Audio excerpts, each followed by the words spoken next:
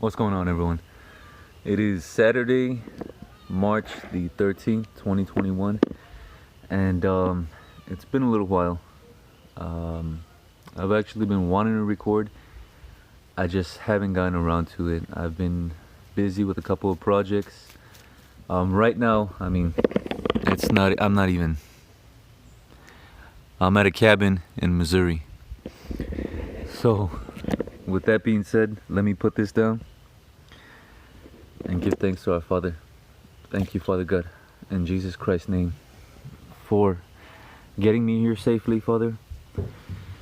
For all that I have, I truly am grateful. So, not yesterday, Friday, but the Friday before that, I actually started building a fence.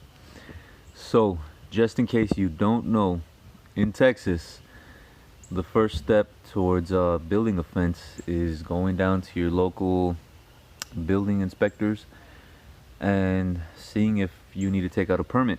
So, according to what I found out in my county, my specific county, Cameron, we don't need a permit to build a fence as long as it's not electric. So the next step after getting that clearance, fortunately I didn't have to apply for a permit, but I went at 8 in the morning as soon as the office opened, and I was there up until 9:30. So let me tell you, in order for me to, well, once again, you will need a permit only if it's an electric gate.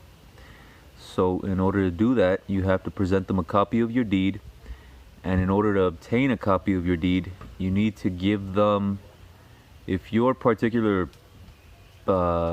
residence is located on a subdivision, you need to have the name of that subdivision. So I went to get a copy of my deed. I was unable to obtain it providing my address, so they sent me to the tax office. Tax office wasn't helpful. I went back to the deed place. Fortunately, there was a wonderful employee there who helped me, despite me not knowing the name of my particular subdivision. They were able to bring it up. I was able to get a copy. Not that I needed it, but in the future, for once this fence was done, I would need it. So I got all of that together, and it was a big headache. It took me an hour and a half, which was ridiculous, but nonetheless it got done for future purposes.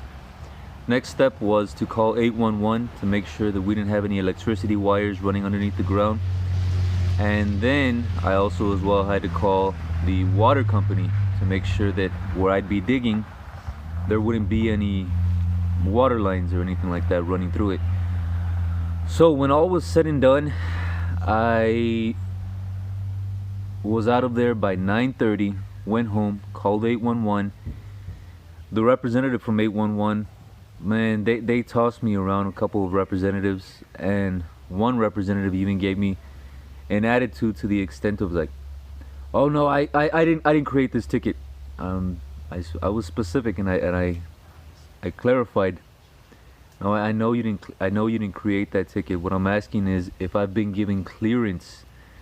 So once I suppose explained to him in more detail, his tone changed, and he went ahead and looked into it, cleared me that same day, that same Friday. The water company was going to take 48 hours, and unfortunately I just didn't have that time. So I went ahead and got onto the marketplace, looked up augers, and I was fortunate there was a man who wanted to work. He was from Edinburgh, which is about easily an hour away from me. This was the following day, Saturday. He came that same night around 9 o'clock at night. I spent the whole day Saturday marking where each and every single post would be dug, and he came 8 o'clock at night. He left roughly around 10 or possibly earlier, and he dug all the holes. Sunday we went, purchased all the material, found ourselves a contractor. He was able to finish off the front and the back fence, and I believe this was Tuesday. So Wednesday, I can't even recall off the top of my head exactly what I got busy doing, but I finished that project just on time, and if y'all remember, I spoke about not liking to get into debt, but for the purpose of building my credit and obtaining a daily driver for the family that we can afford ever since gas prices rose. To give you an example, in my F-150, I went from filling up at $35 to putting $83. So we definitely needed a 4-cylinder with some space. And I'm not too sure if I explained to you all, I had a bad experience with a dealership in Corpus who I did reference about things falling into place and purchasing myself a Scion XB, getting into debt for a good purpose. While I was lied to, I went all the way to Corpus, which is 2.5 hours away, and only to find out that the piston rings were passing oil, and this dealer, I mean, he was just flat out, these people were flat out filthy. And the sad part about it is that they're actually a big brand name dealership. So at the end of the day, I made a 2.5 hour trip that last time to pick up the Scion XB for no reason, lost out on time and money. But our Father always has a plan, and it was just a matter of being patient.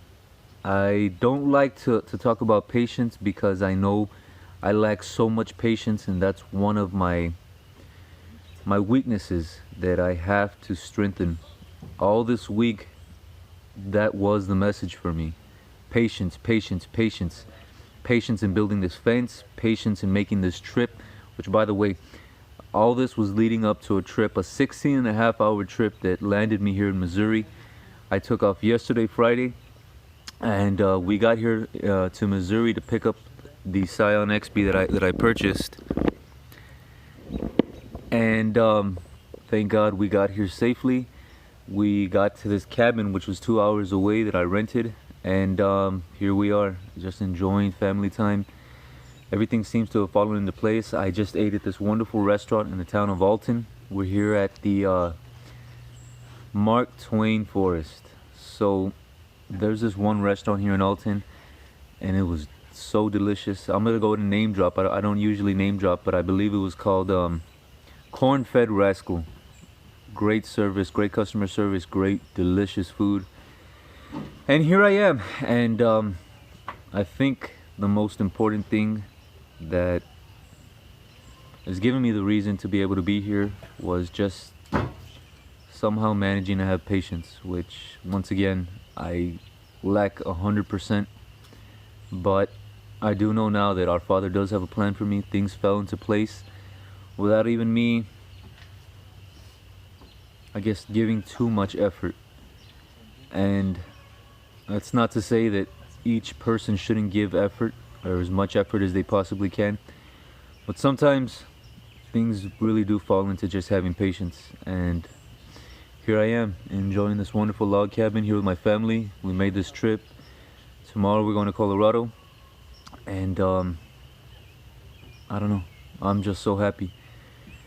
Well, the point was to explain to you all the fence, the difficulty or the steps in building a fence, to give you guys a little bit of, updates on where I've landed, how or why I decided to get myself into a debt. It was for a good reason, because of, obviously the gas prices that are rising, and just needing a comfortable 4-cylinder vehicle that's roomy enough for the family to take trips. I always put emphasis on family. Family, I believe, is where morals and values are built.